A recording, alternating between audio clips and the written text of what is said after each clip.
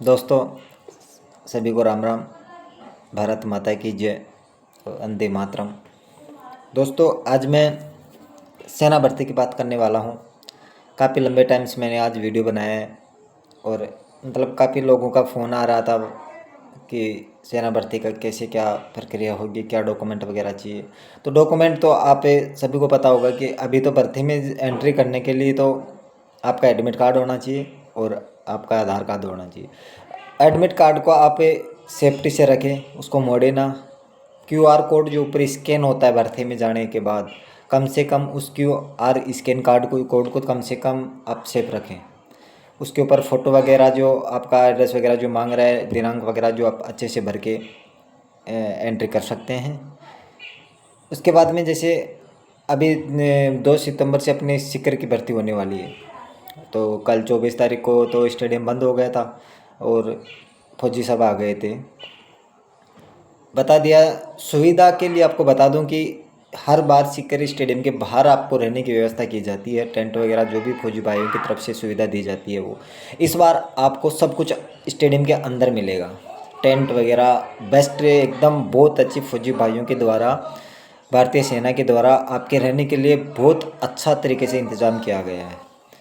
और जैसे रही बात आपके जैसे दौड़ने में कितने बच्चे पकड़ रहे हैं, कितना टाइमिंग दे रहे हैं, वो सब भी इसके बारे में भी फ़ोन वगैरह आ रहे हैं मेरे पास कि ये बताओ भैया ये ऐसे क्या होगा। तो जैसे मैं बात करूँ अपने उदयपुर में अपने कोटा यारों की भर्ती हुई थी। तो उसमें भी हर एक बैच में मेरे हिसाब से 25-30 20 से कम में बच्चे नहीं पकड़ रहे थे। कई कई बैच ऐसे थे जिसमें 40-45 तक बच्चे पकड़ रहे थे। तो मेरे हिसाब से टाइमिंग का तो कोई महत्व नहीं रहा होगा। आप भी सोच सकते हो कि जिस बैच में 40 या 45 बच्चे पकड़ रहे हैं तो मेरे हिसाब से 6 मिनट 6.5 मिनट तो दे रहे होंगे। और उस हिसाब से अगर हम देखें कि लगभग लगभग 5:30 के लगभग टाइमिंग इंडियन आर्मी सभी को देती है। उस हिसाब से अगर हम अभी अलवर जो भरतपुर में भर्ती चल रही है उसमें देखें तो कई कई बैचेज ऐसे हैं जिनमें 40-40 45-45 बच्चे पकड़ रहे हैं और 6-6 मिनट का टाइमिंग दे रहे हैं। 5:50 55 5:50 55 मैंने कई बैचेज ऐसे देखे हैं जिनने ये टाइमिंग दिया है। 5:30 टाइम 20 या 25 बच्चे तो हर बैच में आपको पकड़ते हुए मिलेंगे। जो भी 100 में से बैच भी आपका 100 बन रहा है, उसमें से भी आपको अच्छे बच्चे पकड़ रहे हैं। अब 100 में से भी आप 20 25 या 30 यहाँ तक कि 45 बच्चों में भी नहीं हो तो फिर आपने तैयारी नहीं की है। दोस्तों, तैयारी करने वाला अलग ही होता है। तैयारी करने वाले बंदे को ये कोई नहीं होता कि कितना टाइम दे रहे हैं, कितने बच्चे पकड़ रहे हैं, वो तो आगे होता है सबसे। एक्सीलेंट की बात करता है वो, और एक्सीलेंट वाले को ना टाइमिंग की परवाह होती है और कितने बच्चे पकड़ रहे हैं इस बात की भी कोई परवाह नहीं होती है।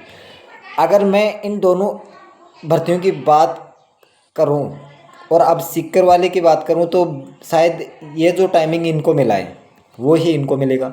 और मेरे हिसाब से स्टेडियम की बात करूं तो स्टेडियम शायद सिक्कर वाला इन दोनों ही स्टेडियम जो है इनसे भिन्न होगा। थोड़ा जोर आने वाला है स्टेडियम में।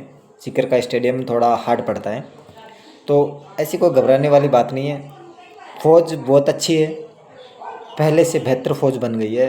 जब 2016 17 18 में मैं भर्ती देखता था तो हमारे बैच में तो 250 300 400 के बैच बनते थे और उस समय फौजी भाई मारते भी बहुत ज़्यादा। तो आजकल तो ना गालियाँ फौज निकालती है और ना आपको मार पड़ने वाली है।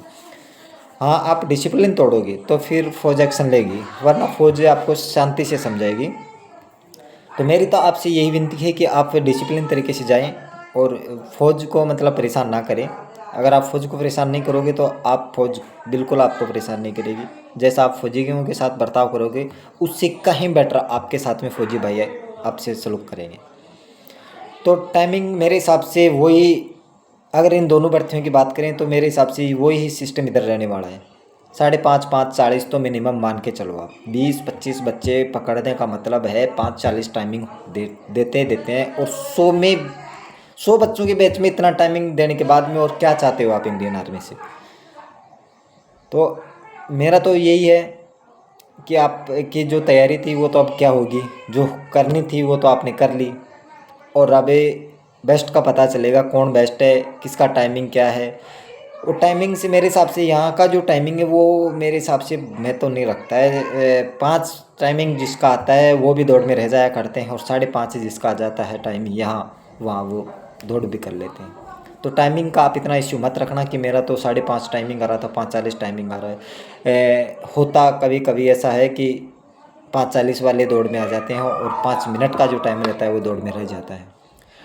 दौड़ में वो ही बंदा आएगा जो 4 राउंड कंप्लीट काटेगा।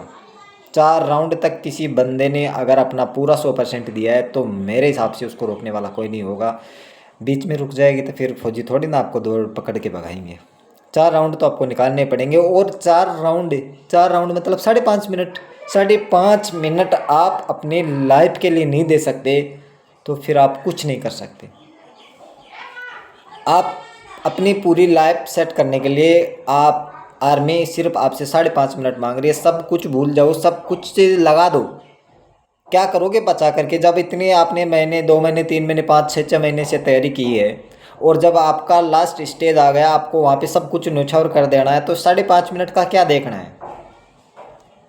अब ये तो है नहीं कि आप सोचते रहोगे कि मेरे को दौड़ पास करनी है, दौड़ पास करनी है, तो दौड़ पास कैसे होगी। उसके लिए तो मेहनत करनी पड़ेगी। वहाँ भी आपके और भी 99 भाई होंगे। 100 तो आपके हिसाब से होंगे, 99 भाई और भी होंगे, उन्होंने भी तैयारी की है।